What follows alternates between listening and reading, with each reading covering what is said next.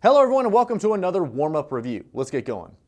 What is the common mechanism of action for the following drugs? And what is the clinical application for each? Now all of these are going to be anticholinesterases, which inhibit the enzyme acetylcholinesterase. So that acetylcholine is going to end up staying around longer. So the first one here is neostigmine. That can be used to treat myasthenia gravis and to reverse neuromuscular blockade in anesthesia. You can also use neostigmine to treat post-op urinary retention. Next we have physostigmine. That's going to be used to treat anticholinergic poisoning like atropine poisoning. Pyridostigmine. That's used to reverse neuromuscular blockade, also to treat myasthenia gravis. Remember the mnemonic, pyridostigmine gets rid of myasthenia. But pyridostigmine lasts much longer than neostigmine. And then rivastigmine is used to treat Alzheimer's disease. Next, when placing a femoral venous catheter while palpating the pulsatile femoral artery, where is the femoral catheter placed in relation to the artery? So remember we have the mnemonic navy or navel, depending on which one you like. Remember that the femoral nerve is lateral to the artery and the femoral vein is medial to the pulse. So palpate the femoral artery and then insert your needle medial to the artery. Next, what are the different mechanisms by which heart contractility can be increased?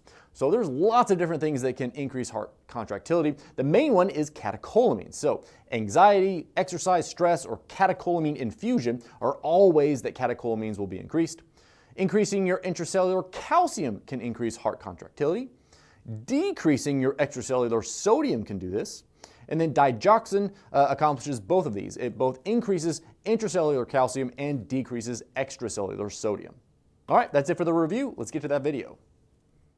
In this video, we're going to review some bone disorders, especially diseases of bone mineralization, like osteoporosis and rickets, which are fairly high yield for step 1. Let's start with some basic bone biology. The calcified, mineralized parts of our bones are constantly undergoing revision and turnover by cells that live within the bony matrix. The osteoblasts are cells that lay down a matrix of collagen, and then they catalyze the mineralization of that matrix. So remember the B in osteoblast for building bone. And as the osteoblasts surround themselves with this bony matrix, they get incorporated into the bone and they become osteocytes. Now, osteocytes live in these little gaps in the bony matrix called lacunes. A lacune is like a little lake or a lagoon inside the bone. And then they contact and communicate with one another via these tiny canals in the bone matrix, which are called canaliculi. Osteoclasts are the cells that break down that bony matrix to remodel it, to heal fractures and so on. Osteoclasts are found at the surface of the bone, and they're derived from a macrophage cell lineage, so they're kind of eating away at the bony matrix. Osteoclasts are multinucleated. When you get several macrophage-derived cells together and they fuse their membranes to become one of these enormous multinucleated cells, we call that a multinucleated giant cell. Remember that osteoclastomas, those soap bubble tumors, are also called giant cell tumors. Let's talk about a very common disorder of bone mineralization, osteoporosis, which is about a 4-star topic. Osteoporosis is basically caused by an imbalance between the actions of the osteoblasts and the osteoclasts. Normally, the osteoblasts work just as fast as the osteoclasts do, but if the osteoblasts slow down while the osteoclasts keep working normally, you end up with increased resorption of bone and reduced bone mass. You're gradually eroding the calcium matrix away from your bone. This typically occurs in older age, especially in postmenopausal women. Osteoporosis develops slowly, gradually over time. And people usually don't know they have osteoporosis unless they get a bone mineral density test, which is also called a DEXA scan, a dual energy X-ray absorptiometry scan. You're basically measuring how much X-ray radiation is passing through the bone at the spine or at the hip. If the bone is nice and healthy and dense, it's going to absorb a lot more of the X-rays. But if most of the X-rays pass through the bone, you know that that bone mass is reduced. The problem with osteoporosis is that this weak bone is prone to fractures. So the patient might fall and break a hip or land on her hand and fracture her distal radius like you see here. Now this is called a Cole's fracture, where the distal radius is fractured and the hand slides dorsally. Or sometimes you'll hear it called a dinner fork fracture because that's what it kind of resembles. The hand and the wrist sort of resembles the shape of a dinner fork. Now these patients can also present with vertebral compression fractures, which may or may not be painful. But these compression fractures eventually lead to pronounced kyphosis and loss of height. This is one of the reasons that older people seem to be shrinking. Let's look at the study guide and talk about how we treat osteoporosis and prevent those fractures. First of all, there are some simple lifestyle things like quitting smoking, avoiding long-term steroid use, and increasing exercise, especially weight-bearing exercise. Weight-bearing puts torque and strain on the bones, and that stimulates the osteoblasts a little bit. Calcium and vitamin D supplements are very important. And the number one mainstay therapy for osteoporosis is bisphosphonates, which decrease fracture risk by 40 to 50%. Let's pause right there and talk about bisphosphonates for a moment, since they're the number one treatment. Bisphosphonates end in the suffix dronate, alendronate, risedronate, etidronate. They work by inhibiting osteoclast, and by inhibiting bone resorption, they're going to allow the osteoblast to kind of catch up and build more bone. We mainly use bisphosphonates for osteoporosis, but occasionally we use them in Paget disease of the bone and in something called humoral hypercalcemia of malignancy, which is where certain types of cancer make a hormone called PTH-related peptide, or PTHrP. And that hormone stimulates the osteoclast, which leads to hypercalcemia as a perineoplastic effect. But if you give a bisphosphonate to that patient, it's going to inhibit the osteoclast.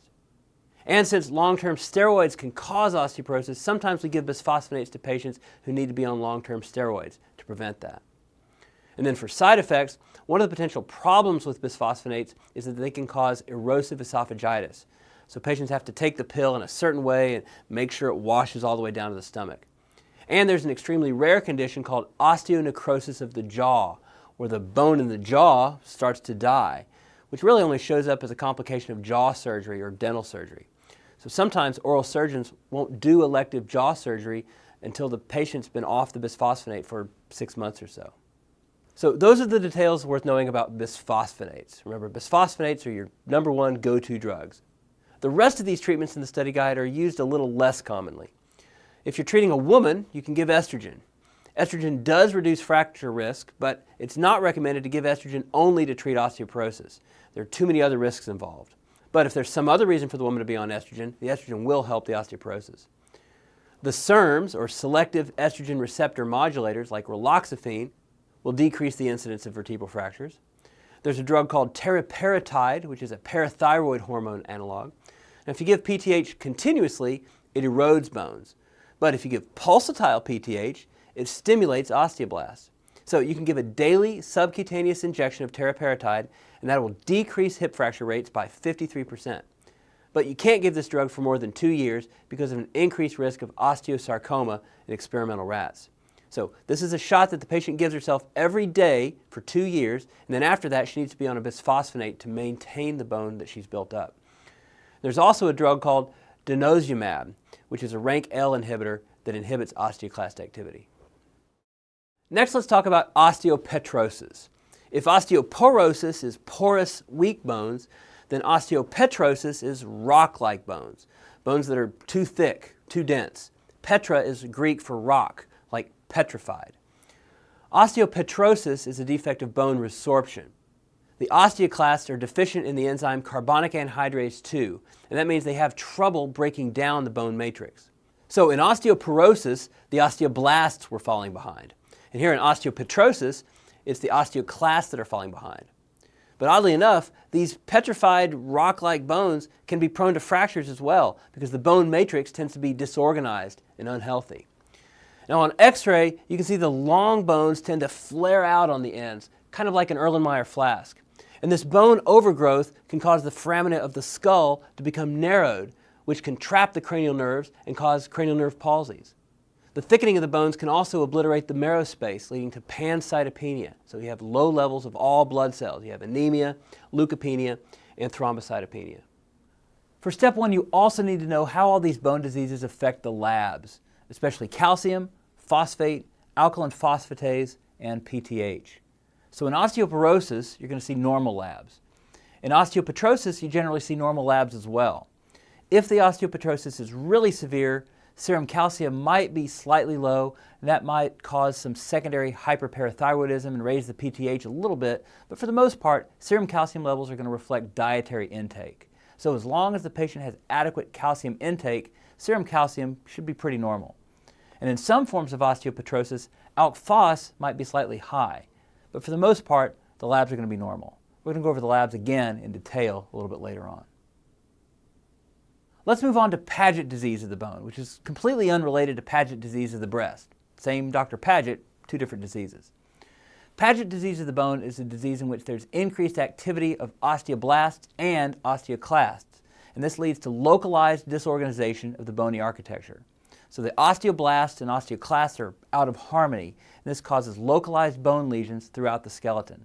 Now, one of the buzzwords you may see is that this disorganized bony architecture has a mosaic pattern or a haphazard pattern. If you see it described as mosaic pattern or haphazard pattern, think Paget disease. So again, with osteoporosis, the osteoblasts were working too slowly. With osteopetrosis, the osteoclasts were working too slowly. And in Paget disease, first the osteoclasts are activated and they start tearing down the bony matrix. And then eventually this activates osteoblasts to try to catch up by laying down new matrix. And then over time, the osteoclasts kind of burn out and only the osteoblasts are working overtime. So the result is disorganized bone remodeling. Now, most patients with Paget disease have no major symptoms, although they might potentially have bone pain, bone deformities, and fractures. One interesting presentation you might see on your exam is a patient who complains that his hats are getting tight, or he has increased hat size because the cranial bone is just getting thicker and thicker. These patients can also have narrowing of the auditory foramen, which leads to hearing loss, kind of like we saw with osteopetrosis. And these patients are at an increased risk of developing osteosarcoma, which kind of makes sense if you think about focal areas of disordered bone growth leading to bone cancer. For the labs, calcium, phosphate, and PTH levels will all be normal. This is not due to a problem with PTH, but ALK-Phos will be high because of all this excessive bone turnover. ALK-Phos can be high because of bone disease or liver and biliary disease. There's an intestinal ALK-Phos and there's a bone-specific ALK-Phos. The routine ALK-Phos lab test that you order measures both, although you can measure them separately. Bone-specific ALK-Phos reflects osteoblast activity. So an elevated bone-specific ALK-Phos is a marker of bone formation. In osteoporosis and osteopetrosis, the osteoblasts aren't working any harder than normal, so the ALK-Phos is normal.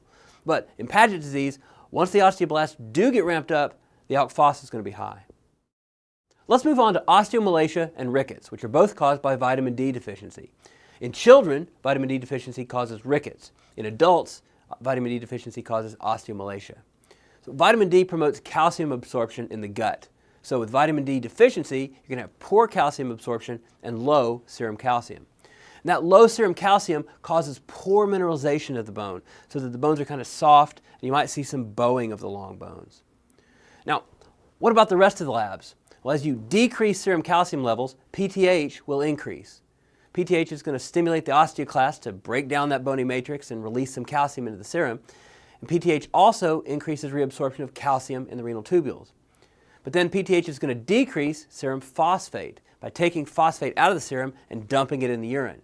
You can remember that PTH is phosphate trashing hormone. PTH will always try to reduce serum phosphate levels. And then because your PTH is high, you have increased bone turnover. And anytime you're increasing turnover of bone, you're going to see elevated alkaline phosphatase. So ALK-Phos will be normal or slightly high also. And speaking of PTH, let's talk about osteitis fibrosa cystica, which is found in your study guide. Osteitis fibrosa cystica is also known as von Recklinghausen disease of the bone. Now this is completely unrelated to neurofibromatosis, which is also called von Recklinghausen disease. Anyway, osteitis fibrosa cystica is a bony manifestation of an endocrine disorder, which comes about in patients with either hyperparathyroidism or pseudo-hypoparathyroidism. We're going to cover both of those in the endocrine videos. But with hyperparathyroidism, you have high PTH, and that results in high serum calcium and low serum phosphate and high ALK-Phos. With pseudo-hypoparathyroidism, specifically type 1A pseudo-hypoparathyroidism, also known as Albright hereditary osteodystrophy, your renal tubules are unresponsive to PTH. So this looks a lot like hypoparathyroidism, low serum calcium and high phosphate. But the parathyroids are perfectly capable of making PTH, so that low calcium is going to stimulate PTH production, and PTH will be high. So with either of these conditions, PTH is going to be high. In either case, that high PTH leads to excess osteoclastic activity, and that eats away at the bones to cause these cystic lesions. So it's osteitis fibrosa cystica. These cystic lesions show up as brown tumors in the bone, which are really these cystic spaces that are lined with multinucleated osteoclasts, and they're filled with blood and also filled with some fibrous tissue. So that's the fibrosa in the name. And the DEXA scan reveals low bone mineral density, but with a very different mechanism of bone loss than we see in osteoporosis. Then one more bone disorder is something called polyostotic fibrous dysplasia. So this is dysplasia of the bone, fibrous dysplasia, where the bone's replaced by collagen and fibroblast. So there are irregular bony trabeculae. So the ratio of collagen to calcium in the bones is high. There's more collagen than there ought to be. This is one part of McCune-Albright syndrome, which is characterized by three things: precocious puberty, café au lait spots, and this fibrous dysplasia of the bone. And don't confuse that with Albright hereditary osteodystrophy. They're two different things. Let's compare the lab findings in these major bone disorders. There's a table in your study guide for you to fill out. This is very high yield, 4 or 5 stars. Make sure you know these. In osteoporosis, everything is normal. Serum calcium's fine, phosphate's fine. You're not having any high bony turnover, so alkaline phosphatase is fine. And then PTH is fine. So with osteoporosis, you have decreased bone mass over a long period of time, so the labs are going to be normal. In osteopetrosis, again, the lab values are usually pretty normal. Maybe calcium's a little low, and maybe PTH is a little high, and maybe alk phos is a little high. But basically, you just have extra thick, dense bones. In Paget's disease, you have increased bony turnover, so alk phos will be elevated. But it does not affect calcium, phosphate, or PTH. This is not a PTH problem. It's not a calcium problem.